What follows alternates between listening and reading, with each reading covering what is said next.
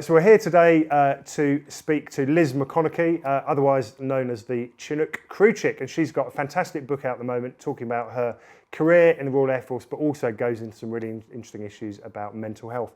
Liz, thanks very much for joining us today. Thanks for having me.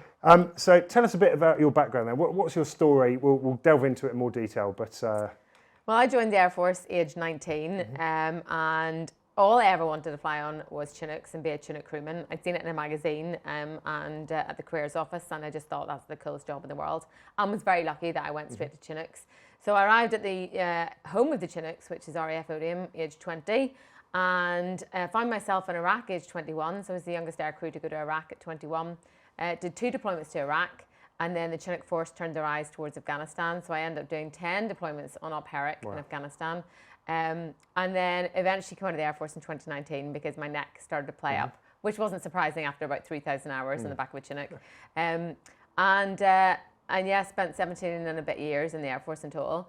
And then suffered quite significantly with PTSD throughout 2020, which I'm sure we'll come on to later.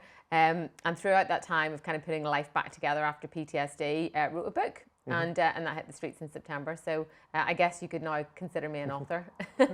Yeah, absolutely, definitely. So tell us about, what does aviation mean to you today? It's been a big part of your life. It has, and I never came from an aviation background. None of my family, my mother or father, any of them were aviators in any way, or forces. So I was kind of the first iteration of the family to go into that kind of that career. But what I would say is when you get into aviation, it gets in your blood, it becomes ingrained in you. Certainly even now when I look back at or go and visit old aircraft, the smell instantly takes me right back to, being on board an aircraft. And it's those kind of senses, I think, that it almost aggravates within you, that that's how aviation gets in your blood. And it's absolutely given me some of the best adventures throughout that 17 years that you would never, ever have got, sitting in a desk job. So, it's been brilliant. Fantastic. Can you touch on how you came to write the book? I know it's part of the back end of your story, which we'll come into in more detail, but it was part of the process, wasn't it, of coping with PTSD? Yeah, so the PTSD caught up with me in 2020, and it really was a lot of the things that I'd seen in Afghanistan over my time in Afghanistan, especially working on the MERT, which was the Medical Emergency Response Team, which is essentially the flying ambulance. And as part of that role, we used to pick up a lot of the casualties off the battlefield, so some pretty traumatic things that we'd seen. And yeah, that caught up with me significantly one day in 2020, which we can delve into. But the process of kind of putting life back together after that, I was very lucky. I actually went into the Veterans Mental Health System straight away and had 2 counsellors with 2 different charities. And they kind of stripped it all back and said, I'd spent so much of my career wearing a flying suit with my name stamped on the chest. This is me, I'm Sergeant McConaghy, then Flight Sergeant Liz McConaghy, that's who I am. And suddenly, without having that label, I didn't really know who I was anymore. And it's really hard to have an identity and a purpose, I think, when you spent so long in the forces. So part of that journey was really finding out who I was again. And one of the questions she said, who is Liz McConaghy and why did she want to start the career you began age 19? So I started to basically do that, write chapter 1, and then chapter 2 came, and before I knew it, 3 weeks later, I'd written the book. So the book was never written actually to be read by anyone, and it was certainly never read to be published, or written to be published. And Pen and Sword I actually was encouraged to send it off by a friend of mine. And when Pen and Sword saw it, they said, yeah, we want to publish it. So, yeah, it was a bit of an adventure in itself. That's fantastic. And given the amount of public interest in the book, have you now felt a kind of responsibility to talk about those issues that it deals with around mental health, or was it something that you kind of had planned from the off? No, I very much feel now that the book hitting the streets and being out there in black and white, it has given me a huge new sense of purpose. I've had so many people connect with me about the overdose that I took while at the height of the PTSD, and a lot of the, I talk a lot in the book about some of the meds that I was put on after that, which there's a huge stigma around.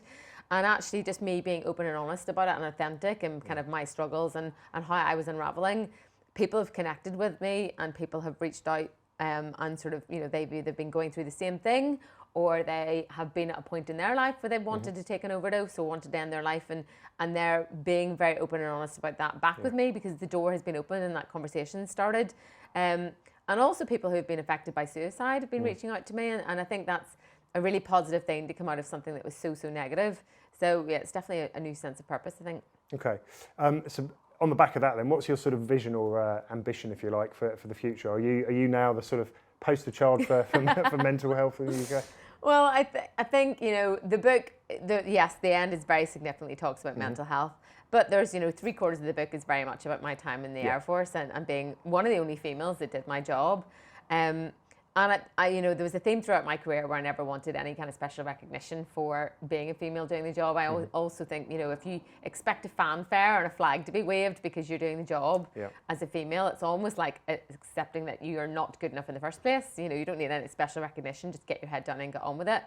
So I like to think that I can be a bit of a champion and a bit of a, sort of ambassador for that you can be a woman in those niche roles and just get on with the job and be great at it. But also, coming back to the mental health side of things, I think I the last 3 or 4 months, it's gathered so much pace that I feel like I'd never want to give advice to people because I'm certainly not a qualified counsellor.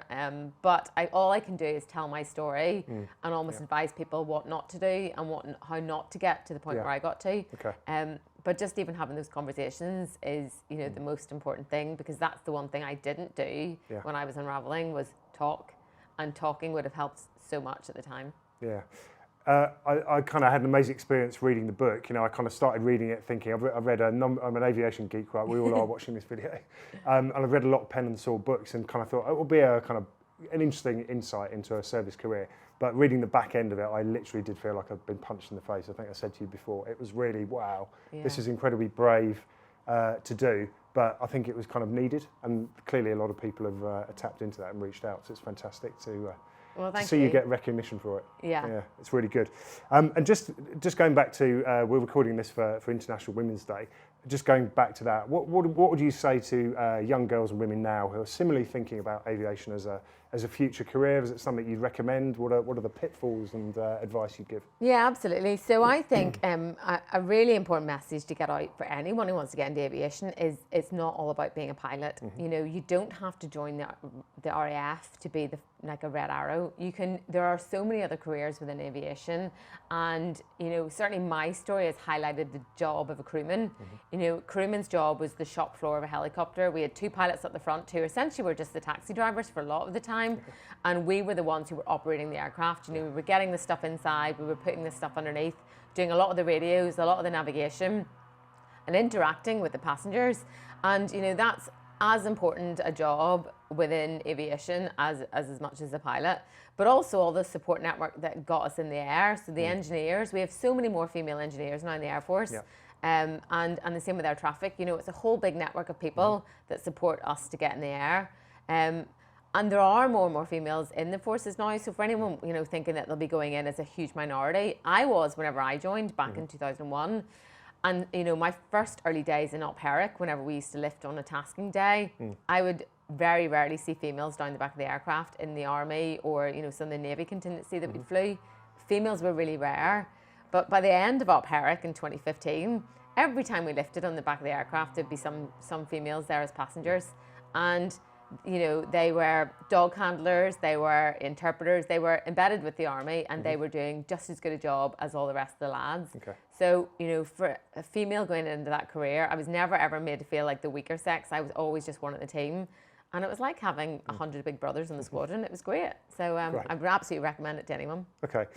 With that in mind then, do you think, is there anything more as an industry that we can do to make it more female friendly, attract more people through the door?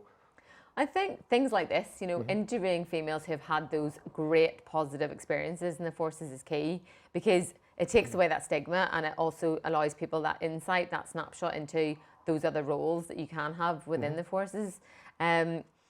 And yeah, just, I think hearing the story of, women that don't need any extra, fanfares, like I mentioned before, or any extra, round of applause for doing what you're doing, just get your head down and get on with it. But, I think the forces on a whole are now doing much better in terms of their campaigns and kind of spreading that word themselves. Sure. But yeah, it's a great job to go into. Okay, good stuff. Have you got a message for our female viewers on International Women's Day?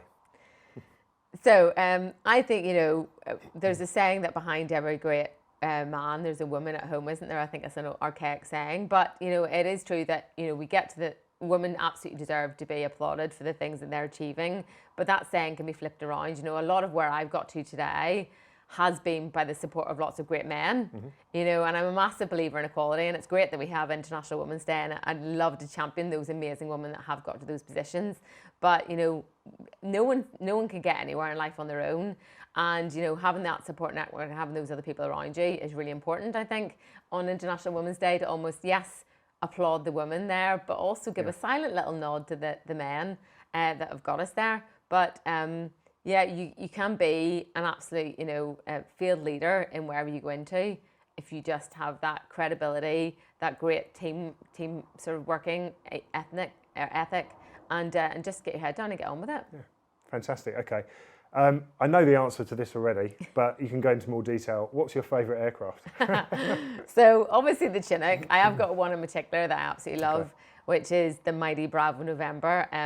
Bravo November is really famous because it was the only aircraft that came back from the Falklands. There was, I think, 6 Chinooks in total got sent down to the Falklands, and the Atlantic Conveyor was sunk during that campaign, and Bravo November was the only one that made it off the Atlantic Conveyor that night, and then continued to essentially support the entire Falklands campaign single-handedly.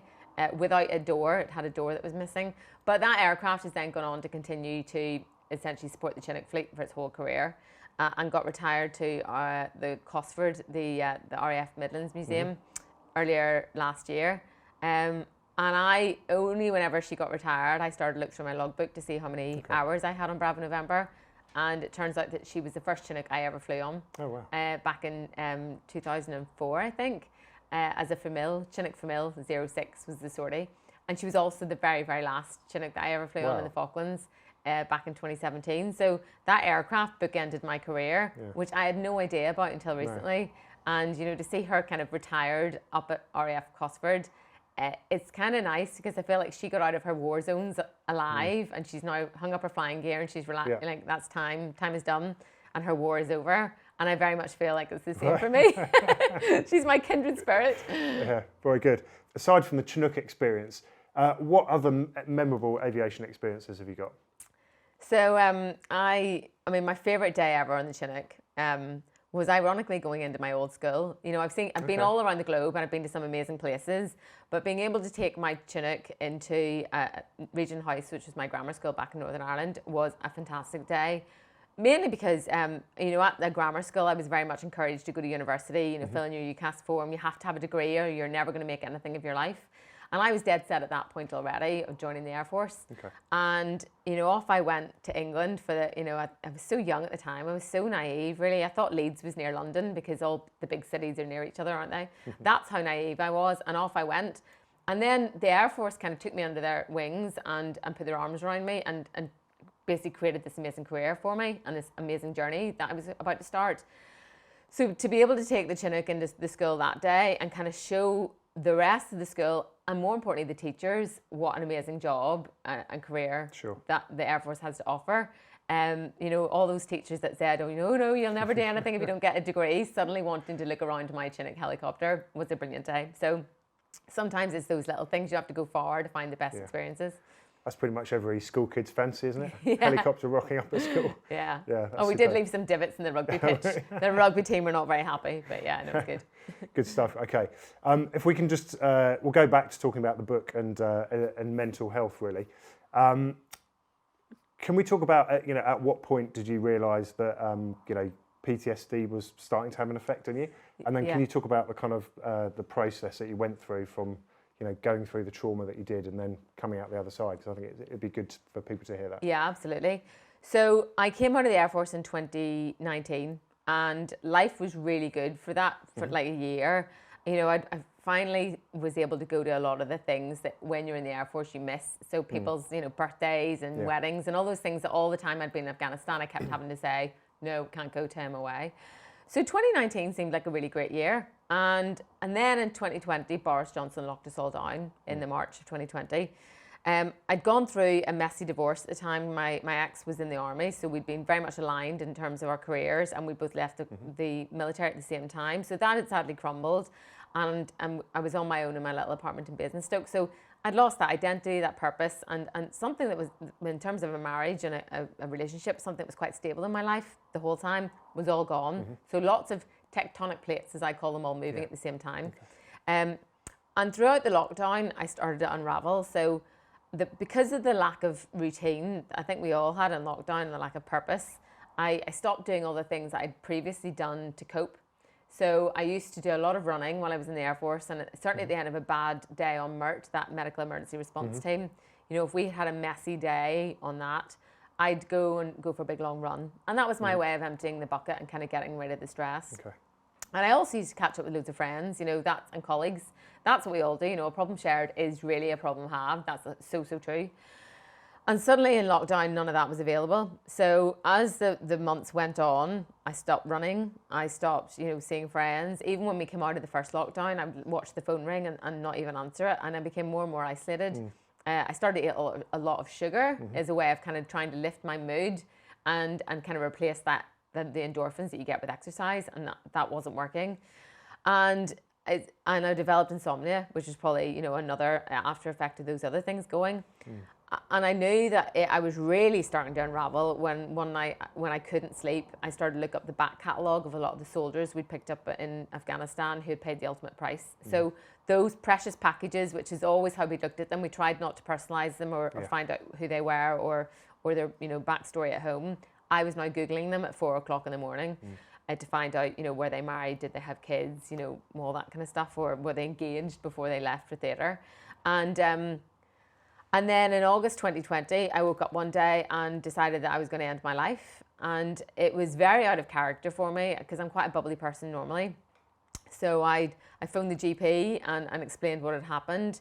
And all they did was prescribe me some antidepressants rather than saying, do you want to come across and speak to someone in person, or are you taking any other meds? And I was actually taking a drug called amitriptyline at the time, which was for my neck injury.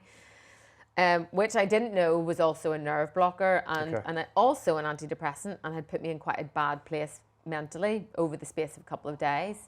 So this kind of perfect storm was brewing, and I went across that afternoon and picked up my lethal dose of meds essentially, and went home and I tidied my apartment. I, you know, had a shower, did my hair and makeup, wrote a suicide note to my parents, and all of this without any emotion. You know, I was on a deliberate op. I was on a mission that day to have the end result, which was ending my life. And, you know, I think I look back now and it was like an out-of-body experience. I was like a robot for the whole day, you know, and I'd already checked out of life by that point. You know, even if, you know, Daniel Craig had come around for dinner that night, it wouldn't have changed the outcome of what I had decided to do. So at midnight, I sat on the edge of the bed and took 95 amitriptyline with, you know, the sole intention of not waking up. By the fact that I'm actually chatting here to you today, obviously I did come through the other side, and I woke up 2 days later in hospital with an incubation tube down my throat and couldn't breathe. And I remember looking at the clock at the end of the bed, and there was pictures, you know, the doctors' faces above me, and I started to clutch at the tube because I thought I was drowning and I couldn't breathe. And I didn't want to die. And, you know, my overwhelming response was, you know, feeling was I don't want to die and I'm dying, which was so different to what it was 48 hours before, which was all I want to do is die. And I think that kind of highlights that when you're suffering with PTSD or depression, how quickly your brain can play tricks on you. You know, and that day I'd wanted to die, but I knew the will inside me really didn't. So eventually I came out of hospital 4 days later, not really knowing how I got picked up or the ambulance had found me. And I was reunited with my phone. And having looked back through my phone, it turns out they'd actually called the Samaritans for 10 seconds at 10 to 1 after the overdose, and then called 911, which, not 999, I have no idea why I called 911, but that had got me through the emergency services, and they'd obviously sent an ambulance that had found me, and by all accounts, I was very lucky that I lived near the hospital and survived. But again, that proves that there was a will somewhere inside me. Despite the brain tricking of the PTSD and the depression, that wanted to survive, that made that phone call. So I was very, very lucky. And can you talk a bit about how you actually come to terms with that? You know, you've attempted to take your own life, and then what happens next? What's the process? Yeah, I came out of hospital 4 days later and felt actually really euphoric. I remember thinking, well, that's it. You know, it's the worst day of your life. I've tried to kill myself. It's not going to get any worse than that. That's rock bottom. And I was so wrong. I essentially had the biggest journey of my life ahead of me to kind of put life back together. So I went into the Veterans Mental Health System, you know, a matter of days later. I was very lucky in that respect. I feel very privileged to be able to access that. And yeah, it was throughout the PTSD counselling, it was very much all the files that I had thrown out that day that I took the overdose, and essentially all the trauma that I'd been storing at the back of my brain for so long, I just tipped it everywhere that day on the floor. And I think that drug amitriptyline had almost unlocked the locker to help the files fall everywhere. So it wasn't the only reason I think that I got to that point, but it was certainly a catalyst. But I had to, as I went through the PTSD counselling, read all those files, acknowledge that the things I'd seen was traumatic. You know, some of the stuff we'd seen in Afghanistan, picking up, you know, dead bodies and torsos and limbs, it was traumatic. And I had essentially stored up, 10 years worth of tears from Afghanistan that I'd never ever cried about. And I think that's a really important message, is that I, throughout my time in Afghanistan, didn't want to be a burden. In fact, throughout my time in the Air Force, didn't want to be a burden because I was a female in a man's world. And nobody would have ever made me feel like that. Not a single guy that I worked with would have ever gone, oh, there's Liz crying around the back of the tent at the end of a tough day. But I internalized that pressure, and I never wanted to be the girl crying around the back of the tent. And I also took on a lot of other people's trauma, because I said, you know, should we go for coffee? Should we go for a brew? Because I'd seen the guys have a pretty hard day. And as a motherly figure almost, or a sisterly figure, I took them out for a coffee. And I didn't realize I was actually taking a lot of that stuff on myself. So I had to read those files, acknowledge that it was traumatic, and then put them back where they belong, in the back of my brain. And I think if I had just scooped everything up at that point and just stuck it back in there, I'd probably still be a bit of a volcano waiting to erupt again, or waiting to crumble. But, you know, I've managed to file them all back where they're supposed to be. And that's okay. You know, it is okay to cry about trauma, and that's what makes us human. And that's, you know, that I say a problem shared is a problem halved. So talking about it was really helpful, and getting it on paper was really useful as well. Yeah, good stuff. And you've got a kind of tried and tested technique, haven't you, for kind of finding out how people are now? Yeah, absolutely. So I've got two real things that I do now, and as my advice for anyone about mental health. The first is to ask twice. So throughout that time, that 4 months essentially in 2020, when I was starting to unravel, a few of my mates knew that I wasn't in a great place. I was able to hide a lot of my behaviour changes because of lockdown. And, you know, that's the one thing as a forces family, and certainly when you work, eat and sleep and breathe together on deployment, you pick up people's behaviour changes very, very quickly. So if that had happened whenever we weren't in lockdown, people would have noticed that I wasn't now at the gym every day, and I wasn't, you know, the bubbly girl that I normally was, but I hid it very well. But the few that did suspect something was wrong, you know, if they'd ask if I was okay, I'd usually say, yep, all good, living the dream, and get the spotlight off me straight away. As I think a lot of us do, you know, if there's something wrong inside, you don't want to talk about it, you just get off the subject. And the odd person that asked twice was enough to crack the eggshell. So my advice to anyone is ask twice. You know, if you suspect someone is crumbling or is really struggling inside, ask how they are, and when they give you your answer, ask them again, because sometimes that'll be enough. And the second thing that I do is I give my mental health a number now. And that's, you know, it's so much easier to say I'm a 3 today than to say I'm struggling. You know, just giving it a number is easier. But it's twofold really, in that it means that I can monitor my own mental health so much better now. So if I'm saying the word, you know, the number 3 for a few weeks, or 2 or 3, it's bad and I need to start reaching out. But also for other people, it gives them an indicator that I'm either good or not good. You know, if I'm a 7, then okay, we don't have to worry about Liz this week. But it just gives those friends and family enough of a gauge to kind of just keep an eye on you without having to explain why. Sometimes you might be a 3 for no reason, but you just need to get that out there. So yeah, ask twice and give your mental health a number is my advice. Brilliant.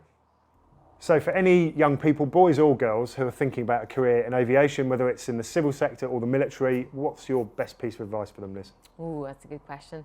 I would immerse yourself in the industry, you know, go to air shows and talk to the air crew. You know, we're not scary, we don't bite.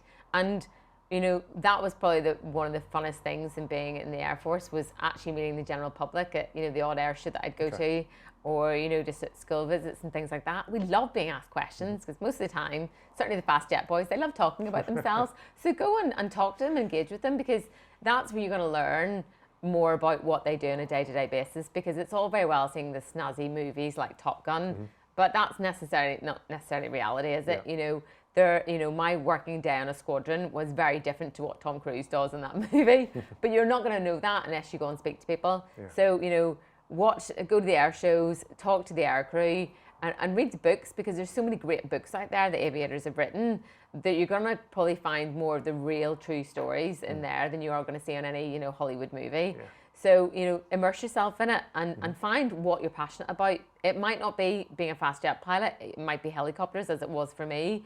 But you might find that a supporting role, on the ground, spannering an aircraft might be what really, lights your passion. So, but you've got to be passionate about it, because that's where, a job stops becoming a job and it becomes what you wake up every day and can't wait to put on your uniform and go and do. So make sure it's something that you love.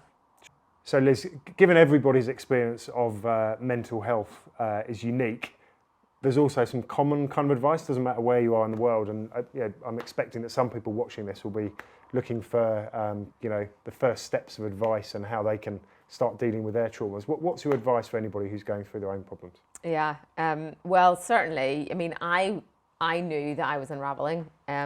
I think, if I had admitted it to myself and started to reach out for help much earlier, I would never have got to that point where I was beyond help, per se, that day in the departure lounge, as I call it. So when you start to recognize those signs in yourself, when you start to see the red flags, as I did, reach out to people, tell someone. And whether or not that's a complete stranger via helpline, and there are so many charities out there now, all worldwide, with a number you can call, and some of them even have a text message, because I think sometimes making that phone call is the hardest phone call you can ever make to ask for help. But people find it a lot easier to put it in words. So having a text message, and certainly some of the UK charities have got text message services, just texting that can be really good. But also your friends and family are going to be your closest allies. They're the people that love you and are going to be will be there to support you, and they will love you no matter what. You will never be a burden to them. I much rather that I had called my mum a couple of months before I took the overdose and said, "Mum, I'm really struggling, I need help," than her get a phone call from a doctor saying your daughter's on life support and she might not make it. If I'd have just accepted it inwardly, that I'm not invincible, I'm not unbreakable, and it's okay to need help, then I would have been in a very different scenario that August. Someone said to me recently, "You're so resilient, Liz," and I had spent my entire life in the Air Force misunderstanding what resilient meant. I thought resilient was unbreakable. I thought it meant that I could continually deploy to Afghanistan. Every time something was asked of me, I was resilient. Sergeant McConaghy, I'd go, and never say, "I've had enough now," and wore it like a badge of honor, really. But that's not what resilience means. It's the ability to bounce back after something's broken you, or you've had a failure, and you learn so much more from a failure than you ever do from success. And I've learned more in the last 2 years about myself than I ever did in my 17 years in the Air Force. But so understand what resilience is, and don't mistake resilience for being unbreakable, because it's okay to break. It really is, and it's okay to reach out for help. So talk to your friends, talk to your family, and at least let them in. Okay, lovely. Yeah. Liz, what do you miss the most from your military aviation career? Well, I think the people. I mean, the aircraft is always going to be in my blood, and like we said about Bravo November, that aircraft is absolutely in my soul. But it's the people that breathe the life into the aircraft. None of the military would be anything without the people. That aircraft doesn't just magically burst into the sky. There's a whole bunch of engineers that get it there, and there's a whole squadron full of support staff, even around Odium and all the other sections that help us do that. So the people, the banter, those people, since I met on day one in my Air Force journey, are still my best friends to this day, and they'll be by my side throughout everything I go through in life. So and that's why the military is such a great career choice for someone, because you essentially get a whole new big family that will be there through thick and thin, through your best times and your worst times. So that's what I miss the most, is seeing them on a daily basis, I think. Great, good stuff, thank you. So Liz, thank you very much for joining Ben this afternoon and for telling us your story. It's inspirational just to hear you talking about your experiences and telling your story, and also for really trying to highlight that people do find themselves in very difficult situations. They do come through them. Help is available, and it is there. And I very much hope that by having this conversation today and by promoting your book, promoting your story, and by sharing that in the very sort of transparent and honest way that you do. I really hope that there'll be some people out there who will be able to find the help that they need when they need it. I hope so too. Because that is obviously a really, really important thing. And as you know, at AeroTime, we like to recognise people who do things for the industry and who actually make a real difference to the industry. So I'm going to surprise you today, I hope. No. And AeroTime has decided, on the basis of everything we've heard about you and everything that we've learned about you, that we would like to appoint you as one of the AeroTime Aviation Champions Oh, my word. for your dedication to the aviation industry. And this is dated for International Women's Day. Oh, my goodness. And we want to be recognising a number of people for what they've done. And sitting here listening to your story today, I have absolutely no doubt whatsoever that this is absolutely the right thing for us to be doing today. So it's on the iPad at the moment, but I'm going to just hand it over to you. Thank you so much. So, What Liz, a lovely surprise. thank you very much. You're going to make me cry. And yeah, no, that's, oh my goodness, what a lovely, lovely surprise. I feel very honoured to be given that, really honoured to be given that. So thank you. Well, it's very well deserved, and we really appreciate everything you've done. And it was great that we get the chance to share your story. So thank you very much for joining us today. Thanks for having me. Wow.